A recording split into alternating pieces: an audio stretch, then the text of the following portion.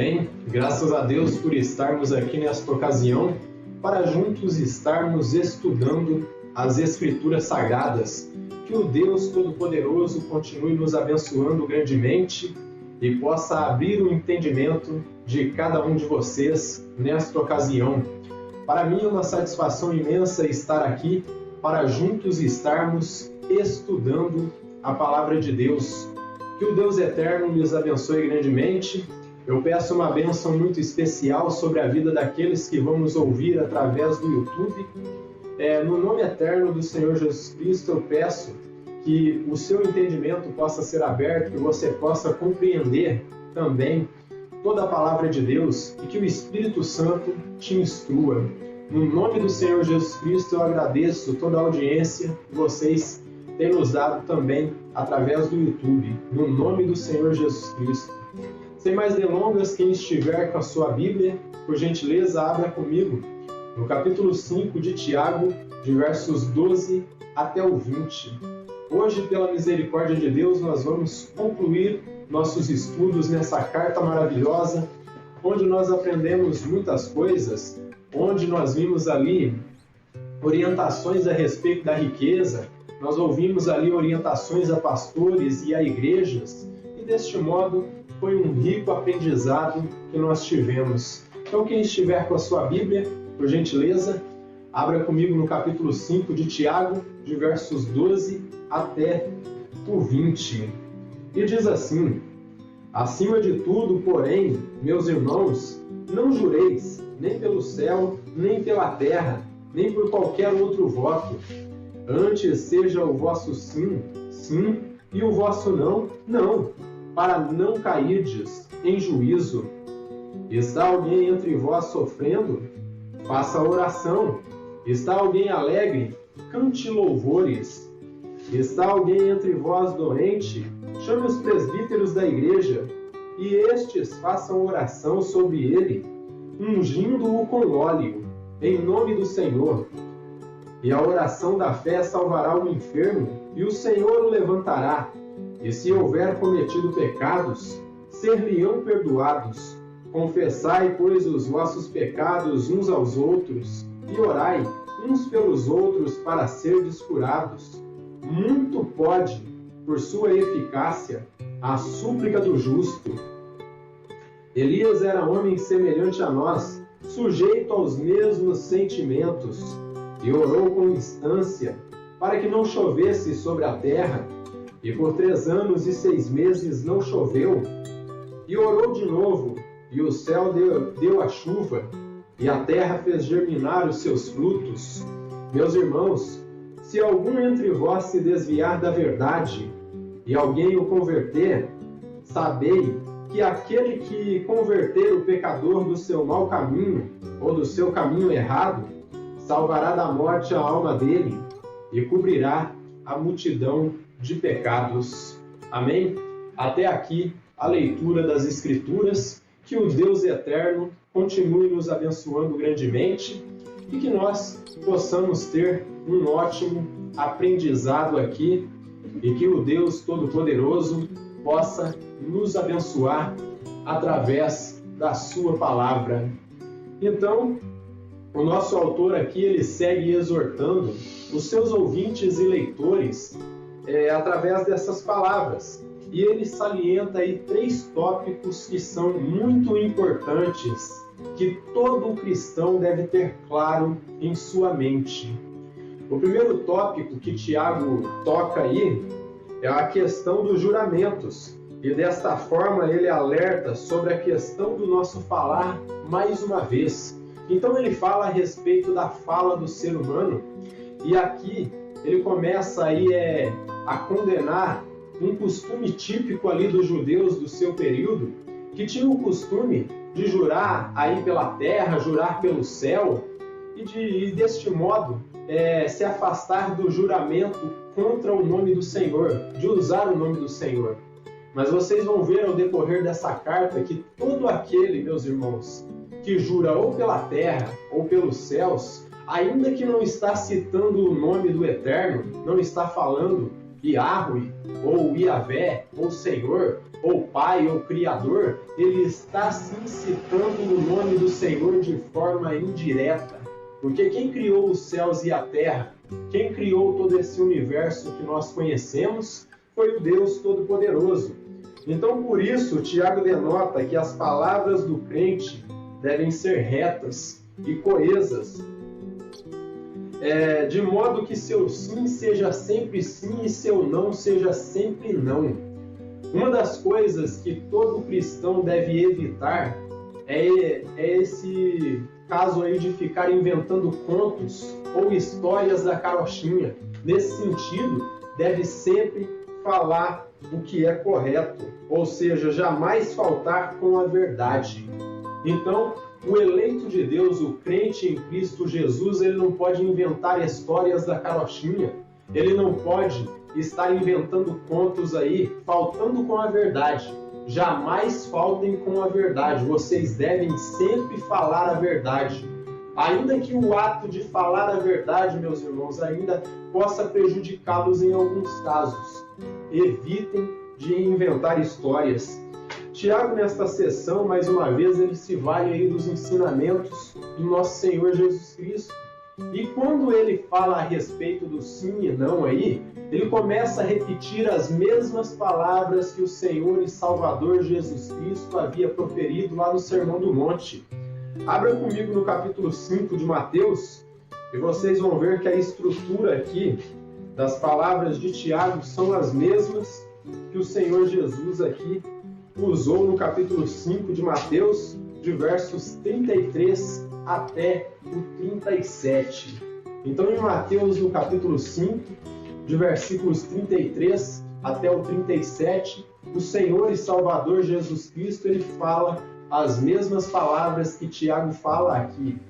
E deste modo nós podemos ver quem era a fonte máxima aí de Tiago.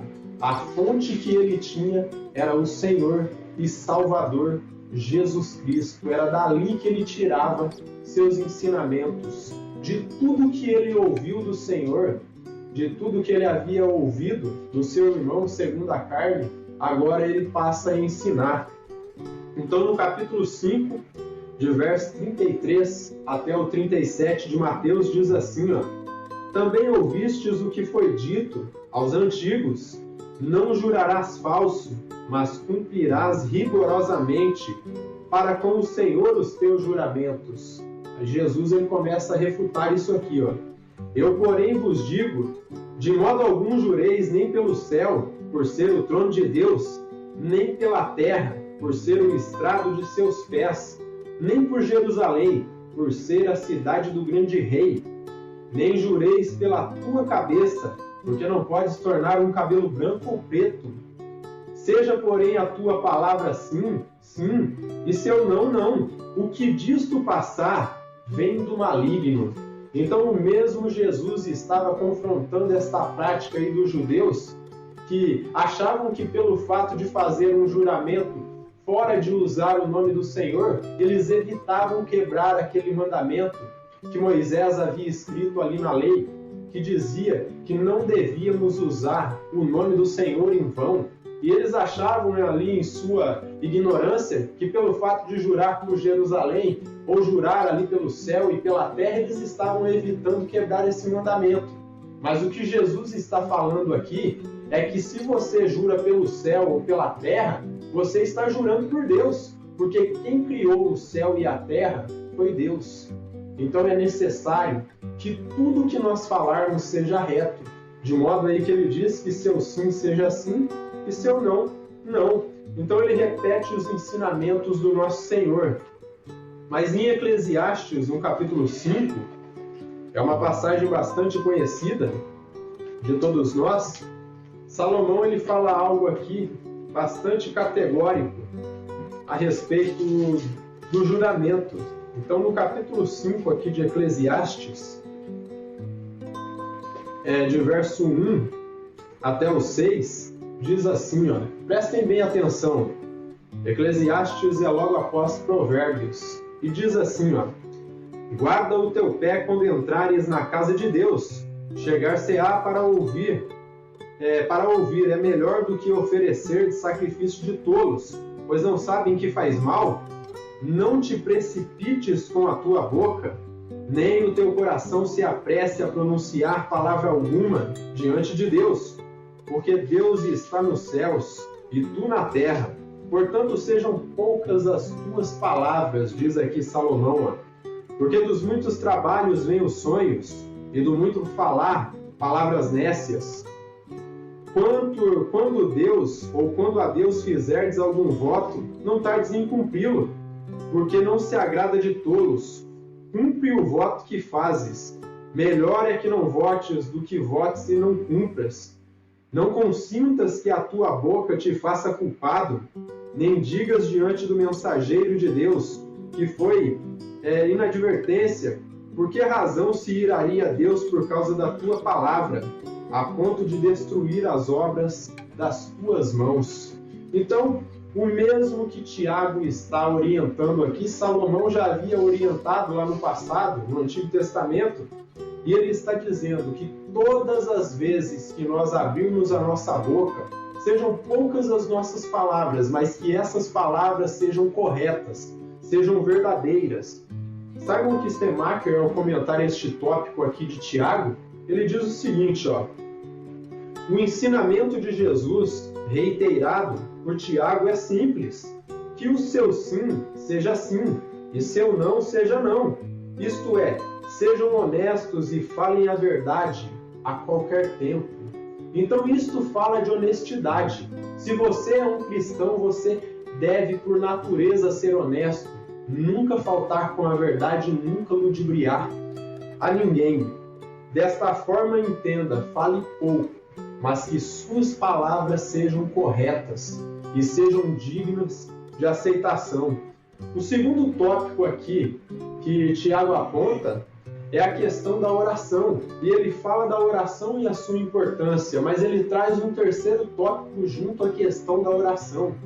E o terceiro tópico que ele fala aí é a questão da confissão de pecados.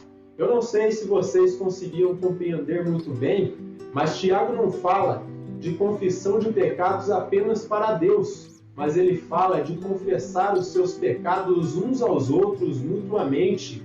E por que Tiago fala de confessar o pecado também a Deus, mas também aos irmãos de sua congregação?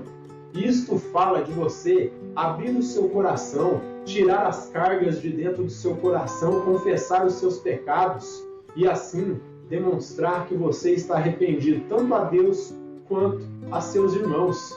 Então abra seu coração, não faça como certo irmão anos atrás dizia para mim, que dizia que ele tinha medo de abrir o seu coração para o seu próximo, para os irmãos de sua congregação. E por que ele falava isso? Porque ele temia que o irmão usasse aquilo que ele estava contando contra ele futuramente.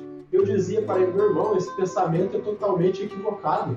A Bíblia nos ensina a abrir o nosso coração tanto a Deus quanto para nossos irmãos. E uma pessoa que os crentes de uma congregação devem abrir o seu coração quando tem alguma carga para o seu pastor.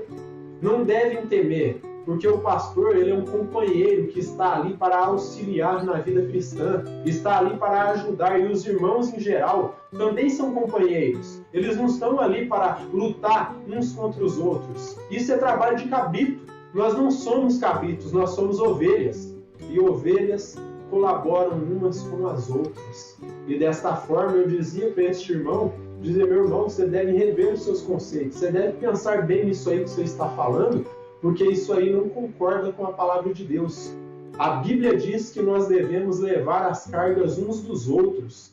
E nesse sentido, quando fala de levar as cargas uns dos outros, lá em Gálatas 6:1, o apóstolo Paulo nos ensina isso, ele diz que nós devemos colaborar uns com os outros. Por isso que ele fala, está alguém aflito aí? Ore, chame os irmãos, esteja em comunhão com Deus e ore a Deus. Então ele fala da oração e sua importância, mas ele também fala aí da confissão de pecados. Então, este terceiro ponto é um ponto muito importante, porque para as nossas orações serem ouvidas diante de Deus, para serem aceitas diante de Deus, a primeira coisa que nós devemos fazer é confessar os nossos pecados. Então, algo que Tiago e os outros apóstolos apontam como sendo uma oração feita segundo o coração de Deus. A oração feita segundo o coração de Deus está lá em Salmos 32.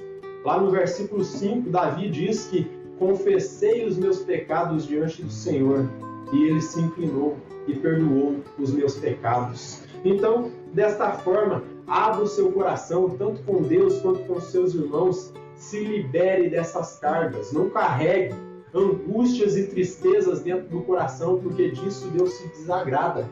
Deus não quer os seus filhos aí com o coração cheio de amargura, cheio de tristeza, cheio de rancor. Ele quer que nós abramos os nossos corações e assim lancemos para fora todas as nossas cargas. E cada membro da congregação deve levar a carga do outro, deve sofrer pelo outro. Então, essa é uma oração feita de acordo à vontade de Deus. Desta forma, ele esclarece que o dever de todo cristão quando orar, meus irmãos, sabe qual é? A primeira coisa que deve fazer antes de fazer os seus pedidos, isso foi algo que foi ensinado também pelo Dr. William Souto Santiago, que nós devíamos confessar os nossos pecados. É a primeira coisa que ele dizia que o crente devia fazer. Confessar o pecado e depois se dirigir a Deus em oração.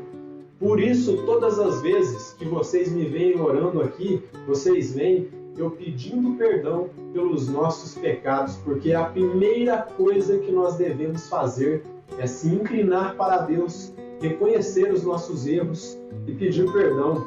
Então, quando orar, a primeira coisa que deve fazer é confessar seus pecados, reconhecendo que você é um pecador e que sozinho, sem a unção do Espírito Santo, você é incapaz de vencer todas as frustrações, lutas e tristezas, adversidades da vida. Se o Espírito Santo não agir em nossas vidas, meus irmãos, nós somos incapazes de vencer a batalha. Nós necessitamos de unção, nós necessitamos do Espírito Santo de Deus. É necessário que o Espírito Santo de Deus nos unja e provoque dentro de nós um verdadeiro avivamento, porque se esse avivamento não vier, nós não vamos ser arrebatados, nós não vamos ser transformados. É momento de estarmos clamando em oração e a cada dia confessando os nossos pecados. Você tem confessado seus pecados em oração? Se você não tem confessado seus erros, é necessário abrir o seu coração, tanto para Deus quanto para os seus irmãos. Então confesse que você é um pecador, reconhecendo que sem a unção do Espírito Santo é incapaz de vencer as lutas e frustrações da vida. E desta forma, as nossas orações vão ser eficazes diante de Deus. Mas de modo algum eu estou dizendo que todos os nossos pedidos vão ser respondidos. Porque muitas vezes, meus irmãos, a resposta não vem. E muitas vezes, quando nós oramos, em alguns casos, a cura também não vem. Porque Deus tem outros propósitos para aquela pessoa. Então, por isso, no verso 12, vamos ver o verso 12 novamente, ó. Acima de tudo, porém, meus irmãos, não jureis, nem pelo céu, nem pela terra, nem por qualquer outro voto. Antes seja o vosso sim, sim, e o vosso não, não, para não cairdes em juízo. Então não falte com a verdade para que você não seja julgado. Então por isso no verso 12, Tiago traz à tona novamente esse ensino maravilhoso do nosso Senhor Jesus Cristo, dizendo que os crentes deviam ser sempre honestos, de modo que quando dissessem sim ou não, fossem dignos de confiança. Você tem passado confiança para aqueles que estão à sua volta? A sua palavra tem peso? Ou quando você fala alguma coisa, as pessoas desconfiam? Vixe, foi o fulano que falou. Se foi o fulano que falou, vixe, pode desconfiar. Não, o crente deve ter uma palavra que tenha peso, de modo que quando ele fale sim ou não, as pessoas confiem e digam, se o fulano falou, aquilo que ele está falando é correto. Aquilo é verdade. Se ele está falando é porque é isso mesmo. Agora, se quando falamos alguma coisa as pessoas já começam a botar dúvida, começam a botar desconfiança, é necessário nós nos arrependermos dos nossos pecados e começarmos a orar a Deus e pedir que o Espírito Santo tome o controle de nossas vidas. Aquilo que está saindo da sua boca edifica os outros? Você tem trazido palavras que alimentam ou você tem trazido palavras que matam?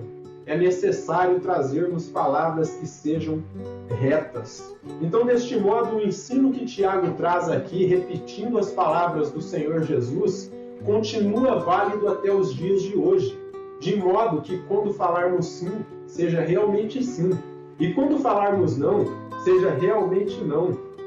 Desta forma, o que nosso autor esclarece é que todo cristão deve ser sempre honesto, ainda que a sua honestidade o prejudique em alguns casos. Nunca falte com a verdade. Então este é o tema de Tiago aqui, ó. Não falte com a verdade, seja honesto, seja reto com as suas palavras. E nos versos de 13 a 16, ele começa a trabalhar aqui a questão da vida congregacional, da vida em comunidade. Ó. Prestem bem atenção de 13 a 16. Ó. Está alguém entre vós sofrendo? Faça oração. Está alguém alegre? Cante louvores. Está alguém entre vós doente? Chame os presbíteros, ou seja, os pastores da igreja, e estes façam oração sobre ele, ungindo-o com óleo, em nome do Senhor. E a oração da fé salvará o enfermo, e o Senhor o levantará. E se houver cometido pecados, ser-lhe-ão perdoados. Confessai, pois, os vossos pecados uns aos outros, e orai uns pelos outros para serdes curados. Muito pode, por sua eficácia, a súplica do justo. Então ele começa aqui, como eu disse, a trabalhar a questão da vida em comunidade. Então nesta sessão o nosso autor ele chama a atenção para esta questão aí, da vida em comunidade, pois não se pode ser cristão sozinho. Não há como você ser um cristão e andar sozinho, andar como um eremita, aí pelo mundo sem nenhuma companhia, sem ninguém para estar adorando a Cristo juntamente com você. Se você anda sozinho, você pode ser qualquer outra coisa, menos um cristão. Então ele fala disso com muita seriedade, pois não se pode ser um cristão sozinho. Por isso ele fala aí do relacionamento dos pastores com as ovelhas e de ovelhas com ovelhas. Por isso, fala que em momentos de tristeza, eles devem se reunir ali em harmonia, em comunhão, orar a Deus. E se eles estiverem contentes, eles devem cantar a Deus, devem ali salmodiar ao nome do Senhor. Então, em momentos de tristeza, o cristão não deve ficar sozinho. Ele deve buscar os seus irmãos, ele deve estar ali em comunhão com a sua comunidade, estar unido com o seu pastor, unido com seus irmãos, para que possa ali reestabelecer as suas forças, porque sozinho ele não vai conseguir tratar a sua dor, ele não vai conseguir tratar a sua tristeza, os seus problemas ali. Então ele deve, se está triste, se reunir com seus irmãos, fazer reuniões de oração, pedindo a misericórdia de Deus. E se está tudo bem, se está tudo em paz, se estão contentes, cantar e louvar o nome do Criador, porque isso tudo está bem. Nesse verso, Tiago também esclarece que é dever dos presbíteros, dos pastores, orar e ungir a ovelha que está doente. E uma coisa que os crentes devem entender aqui nesse sentido do que Tiago está falando, que a primeira pessoa que uma ovelha deve contar depois dos seus familiares é o pastor, porque ele sempre vai estar ali para trazer uma palavra de bênção e trazer também o óleo da unção e trazer a oração. Não que a autoridade da cura esteja sobre o pastor, meus irmãos, tampouco na oração e muito menos ali no óleo da unção. O que Tiago esclarece aqui é que a autoridade para a cura, meus irmãos, está no nome do Senhor e Salvador Jesus Cristo. A autoridade está no nome. E quando o pastor cita o nome do Senhor e Salvador Jesus Cristo, é como se o Senhor estivesse ali. E desta forma quem vai operar a cura não é o pastor, não é a oração e tampouco o óleo da unção, mas o nome do Senhor que foi invocado sobre a pessoa. Então, deste modo, o óleo apenas aí é um símbolo da cura divina, através do poder e da unção do Espírito Santo. O óleo ele não tem nenhum poder de cura, mas ele apenas representa a unção e a operação do Espírito Santo. Cura essa, meus irmãos, que quando vocês lerem aí Tiago falando dessa cura, vocês devem entender que é uma cura física. Ele não está falando de salvação da alma, como entendem os católicos romanos, que têm a prática de ungir os enfermos, e dizem que quando o sacerdote passa o óleo sobre eles ali, unge eles com o óleo na hora da morte, estão preparando eles para entrar no purgatório ou no mundo dos mortos ali, como eles se referem. Desta forma, o que Tiago está falando ali não é de preparação para a morte. Ele está falando de óleo de unção para preservar a vida da pessoa, para que este óleo represente o Espírito Santo. Então a cura aí é de um problema de saúde físico. Ele não está falando de salvação da alma. Ainda que ele fala ali que se ele houver cometido pecado, a oração da fé vai salvar o doente. Salvar o doente ali é com relação à sua doença, com relação ao seu problema físico. Ele não está falando de salvação da alma, porque oração não salva ninguém. Todos nós sabemos que a única coisa que foi capaz de nos salvar foi a morte do Senhor e Salvador Jesus Cristo na cruz do Calvário. Oração não tem poder de salvação. Então, deste modo, a salvação a que Tiago se refere aqui nessa passagem é a cura do corpo e não a salvação da alma. Ele fala aí de cura do corpo. Cura que é operada através da invocação do nome do Senhor sobre a pessoa. Abra comigo em Atos, no capítulo 2, e versículo 1. Nós temos uma passagem muito formosa aqui, onde Pedro e João estavam subindo ao templo para orar, e eles encontram ali com um coxo. E veja o que diz aqui, ó. Deixa-me ver aqui. Atos capítulo 3, de versículo 1 até o 10. Fala da cura de um coxo aqui, ó. Pedro e João subiam ao templo para a oração da hora nona. Era levado um homem coxo de nascença, o qual punham diariamente à porta do templo, chamada Formosa, para pedir esmola aos que entravam. Vendo, pois, ele a Pedro e João, que iam entrar no templo, implorava que lhes desse uma esmola. Pedro, fitando juntamente com João, disse: olha para nós. Pedro e João, meus irmãos, haviam passado aqui várias vezes. E todas as vezes que eles haviam passado, este homem estava ali. Ele estava pedindo pela cura. Mas nenhum dos outros dias ele invocou o nome do Senhor sobre este homem. E isso nos revela outra coisa aqui. Que cura divina não tem hora marcada. Ela acontece no momento que Deus quer. Então, desta forma, não existem campanhas de cura divina. Não há momentos que você decida, eu vou fazer uma campanha em minha congregação, uma campanha de cura divina. Não existe isso. A única maneira da cura divina vir é no momento em que Deus determinou. E por isso, nesse dia, quando Pedro e João estavam subindo aí ao templo para orar, era o dia certo e o dia correto para que essa cura fosse operada. E diz aqui, ó, e Pedro, fitando juntamente com João, disse: olha para nós. E ele os olhava atentamente, esperando receber alguma coisa. Pedro, porém, lhe disse: não possuo nem prata, nem ouro, mas o que tenho, isso te dou. Em nome de Jesus Cristo, o Nazareno, anda. E tomando-o pela mão direita, o levantou imediatamente, e seus pés e tornozelos se firmaram. Deu um salto e se pôs em pé, passou a andar e entrou com eles no templo, saltando e louvando a Deus.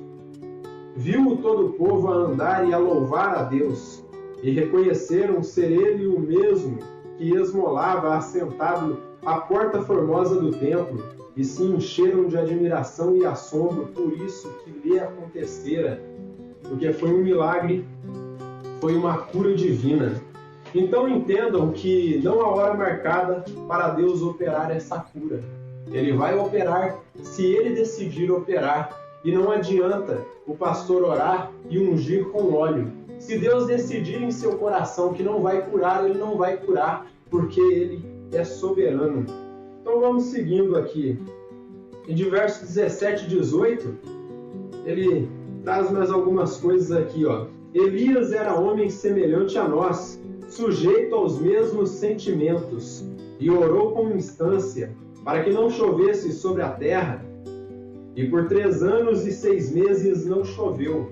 Queria fazer uma ressalva aqui, que esse número de tempo aí de 3 anos e 6 meses, se você ler ali a passagem lá de 1 Reis, você não vai encontrar esse número redondo de 3 anos e meio. Nós sabemos que era 3 anos e meio porque o Senhor e Salvador Jesus Cristo disse que era 3 anos e meio. E isso ele disse em sua infinita sabedoria porque era conhecedor de toda a história. Mas no texto lá de 1 Reis você não vai encontrar 3 anos e meio, mas apenas uma quantidade de tempo lá, me parece que de 3 anos. E orou de novo, e o céu deu a chuva, e a terra fez germinar os seus frutos. Então Tiago ilustra o que uma oração feita com fé é capaz de fazer. E ele usa aqui como exemplo dessa fé genuína aí, de uma oração feita com fé, o profeta Elias. Então ele usa como exemplo dessa fé, que é uma confiança plena na resposta do Senhor.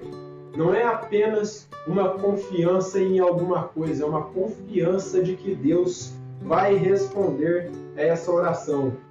Fé que após a oração de Elias fez com que o céu se tornasse de bronze e não chovesse por 3 anos e 6 meses. E depois desse período de seca, meus irmãos, Elias ora de novo e ali o céu se abre e começa a chover novamente, fazendo com que a terra produzisse o seu fruto. Então ali não foi Elias que produziu esse milagre. Quem produziu esse milagre foi Deus, mas a confiança plena de Elias fez com que esse milagre ocorresse. Versos 19 e 20, ó. Meus irmãos, se algum entre vós se desviar da verdade e alguém o converter, sabei que aquele que converter o pecador do seu caminho errado, salvará da morte a alma dele e cobrirá a multidão de pecados. O nosso autor ele muda de tópico novamente e agora ele toca no mesmo tópico que ele havia tocado anteriormente nos versos de 13 até o 16, que era a questão da vida congregacional. Só que agora ele passa a falar que é responsabilidade dos presbíteros, ou seja, dos pastores, e também das demais ovelhas estarem olhando pelo rebanho do Senhor. Então, de modo que isso é responsabilidade do restante dos crentes também, e eles devem também ter compaixão por aquela ovelha que se desgarrou, ou seja, por aquela que se desviou. E nesse sentido é dever de toda a congregação, não só o pastor, lutar para recolocá-la de volta no redil do Senhor. Eu vou repetir isso aqui que eu disse. Quando uma ovelha se desgarra, quando uma ovelha ela se dispersa, ela se desvia, Tiago está ensinando aqui que não é apenas dever apenas só do pastor correr atrás dessa ovelha que se desviou, mas ele está pontuando que é dever de toda a congregação. É responsabilidade dos pastores, sim, mas de toda a congregação olhar pelo redil aí, pelo rebanho do Senhor, colaborar com esse pastor e lutar de todas as formas para recolocar essa ovelha de volta no redil do Senhor, orando e procurando por essa ovelha que se desgarrou, essa ovelha desviada, e jamais será redil com ela, de modo que ela já caiu, você vai acabar de cavar o buraco e empurrar ela no charco de lodo ali. Você não vai fazer isso. Você vai estar ali orando por ela com amor.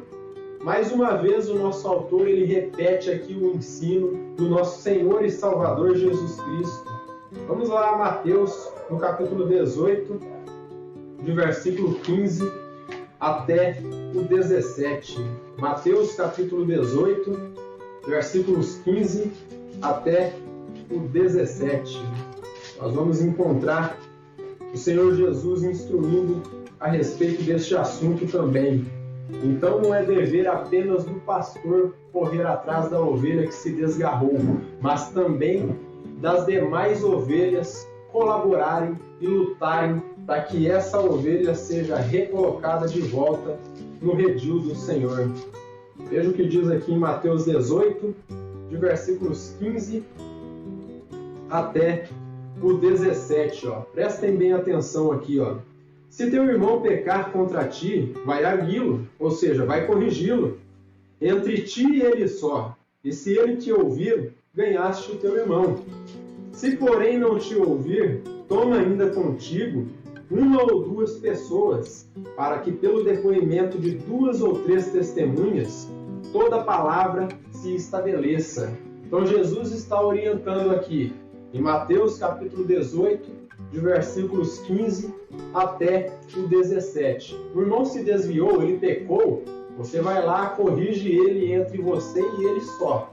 Se ele não se arrepender, você vai e leva mais uns irmãos ali, mais 2 irmãos, para que pelo testemunho de 2 ou 3 testemunhas ali, ele fique ali admoestado. Mas se ainda assim ele não se arrepender, aí vocês levam a causa aí para a igreja, levam para o pastor também. E se ele não os atender, dize-o à igreja.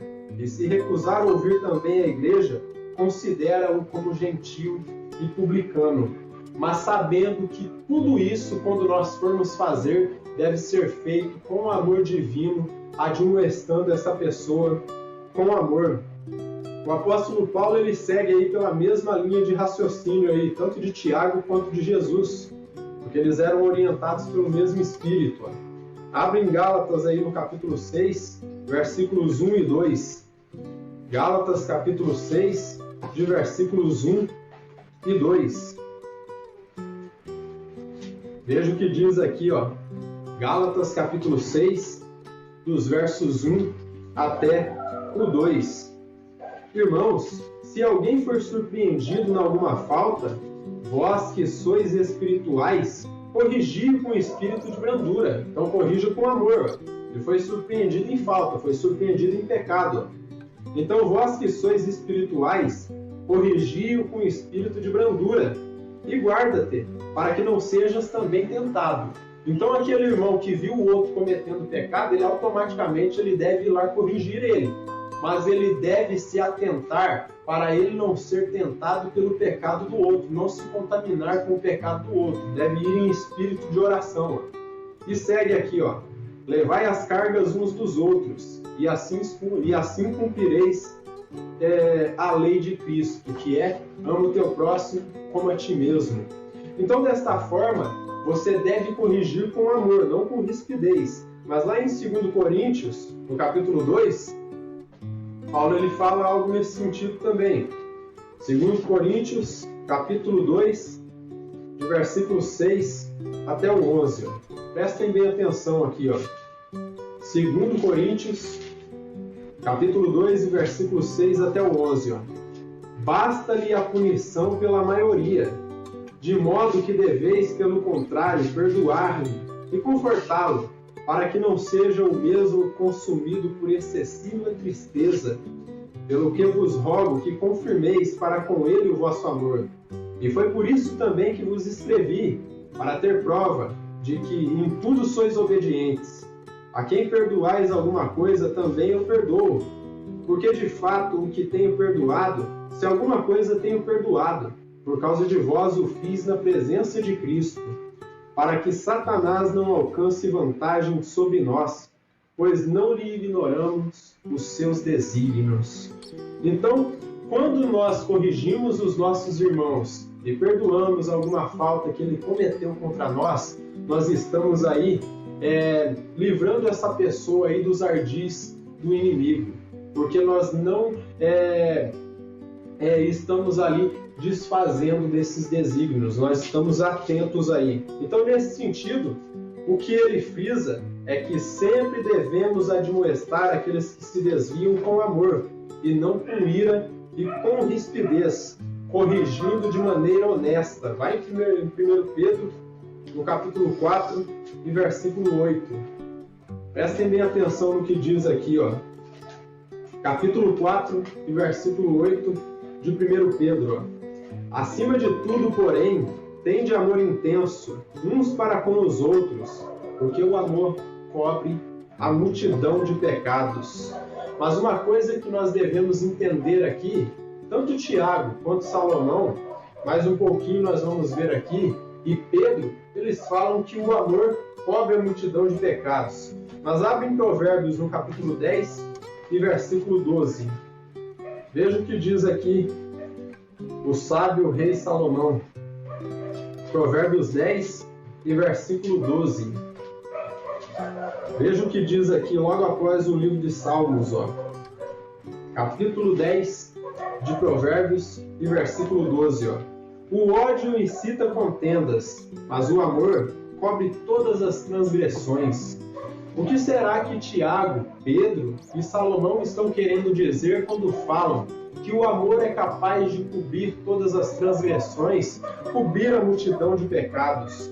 Então, não é o amor em si aqui que cobre a multidão de pecados, mas o que Tiago, Pedro e Salomão estão salientando aqui é o seguinte, prestem bem atenção aqui, que o que de fato cobre a multidão de pecados é o ato incondicional de Deus, que perdoa o pecador através da expressão de amor demonstrada aí pelo irmão que estende a mão para o outro que caiu em pecado. Ele não vai ali condenar o seu irmão porque ele caiu em pecado. Você não vai chegar nele e dizer assim, ó, você é um pecador, você já está no inferno. Não é isso que você vai dizer para o seu irmão. Você vai chegar nele, vai corrigi-lo com sabedoria, com honestidade, mostrar as escrituras, o que elas dizem com relação ao pecado que ele cometeu, e deste modo você vai estar expressando amor. E este ato de amor, de estender a mão para aquele que caiu, vai estar demonstrando esse ato perdoador de Deus, que perdoa o pecador aí sem reservas, nesse ato aí de estender a mão e levantar aquele que caiu, não medindo esforços para ajudá-lo a se levantar. Em Salmo 32, versículo 1, nós encontramos aqui que quem perdoa pecados é Deus, ó, e Ele perdoa usando o amor. Ó. Salmo 32 e versículo 1. Ó. Bem-aventurado aquele cuja iniquidade é perdoada, cujo pecado é coberto. E no 85, 2, o salmista ele diz algo aqui também a respeito disso. Ó. Prestem bem atenção no 85, 2, e diz assim, ó. A tua indignação reprimiste, todo o furor da tua ira te desviaste, e perdoaste a iniquidade de teu povo, encobriste os teus pecados todos. Então quem encobre o pecado aí é Deus, através do seu ato sobrenatural aí, incondicional, de perdoar pecados. Então com isso eu já posso concluir aí com algumas aplicações ao nosso texto. O primeiro tópico aqui que eu posso trazer para vocês, que eu julguei mais importante que Tiago trouxe aí, é a respeito de uma oração que, para ter efeito diante de Deus, essa oração, para ela ser eficaz, é necessário que haja fé em operação, tanto daquele que faz a oração, como daquele que recebe a oração. Então, uma oração, para ter o efeito que se espera, que no caso aí é a cura do enfermo ou algum pedido que a pessoa está fazendo, é necessário que haja fé em operação, tanto daquele que vai orar pela pessoa, quanto daquele que recebe a oração. Ou seja, ambos devem ter plena confiança na resposta do Senhor. Se algum ali estiver com dúvida, essa oração não vai ter efeito. E desta forma, a oração será eficaz.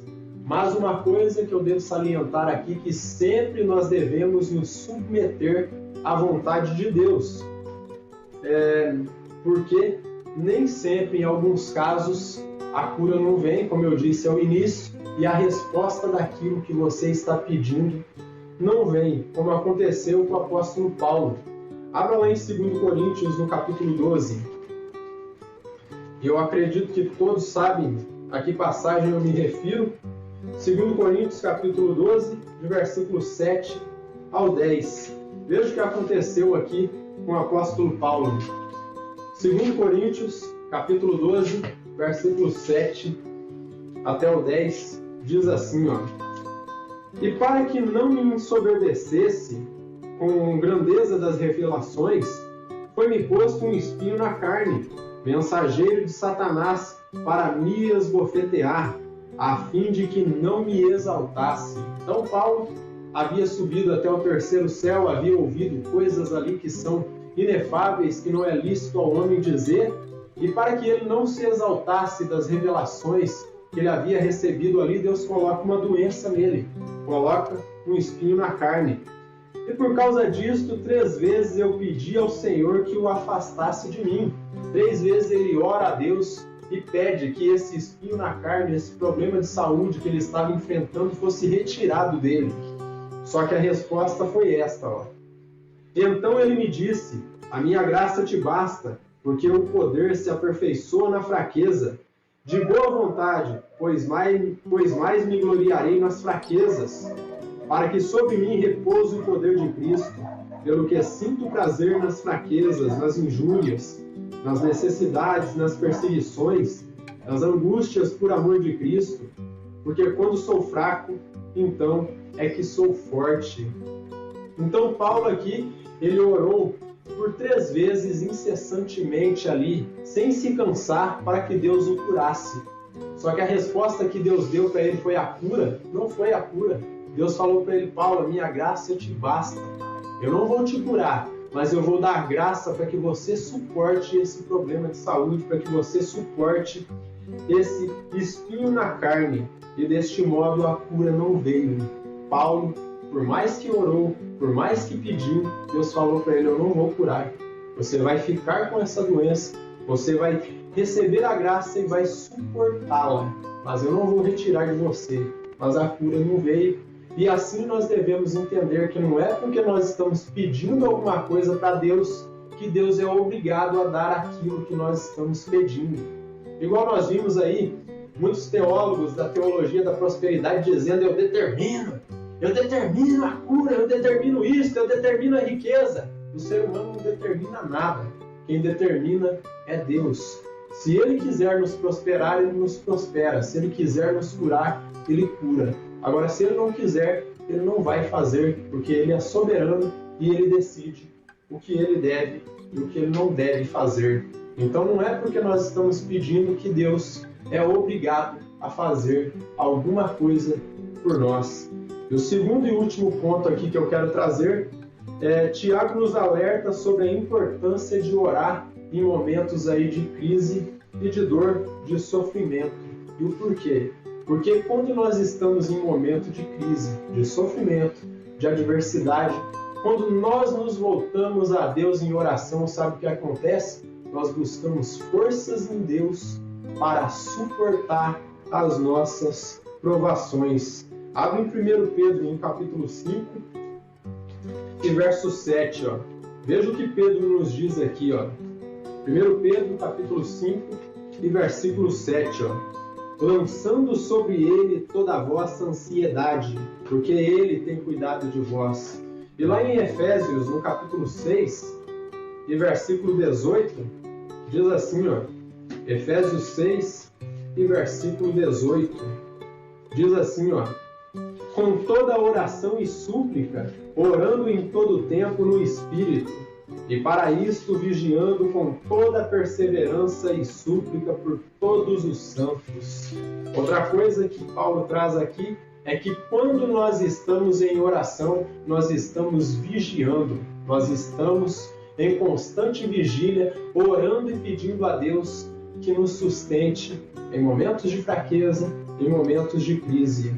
E o Simon Kistemacher, ao comentar sobre este tópico, ele diz algo aqui bastante interessante. A oração é o elo vital que nos mantém em contato com o autor e consumador da nossa fé. Então, o que ele diz aqui, a oração é o elo vital, ou seja, o elo de vida que nos mantém em contato com o autor e consumador de nossa fé. E aqui ele cita Hebreus 12, versículo 2. Então, nesse sentido, meus amados irmãos, o que nós aprendemos aqui com Tiago é o seguinte, que quando nós estamos passando por tribulações aqui nesta terra, nós devemos buscar a Deus em oração, porque é através dela que nós vamos nos fortalecer na fé. Então lance sobre Ele toda a vossa ansiedade, porque Ele está cuidando de vocês. Ele está olhando por vocês. Busque por unção. Peça a Deus misericórdia. Peça que Ele enche o coração de vocês da plenitude dEle, para que vocês possam ter forças para vencer a tribulação. E com isso nós vamos ter vida plena em Cristo Jesus. Que o Eterno nos abençoe grandemente.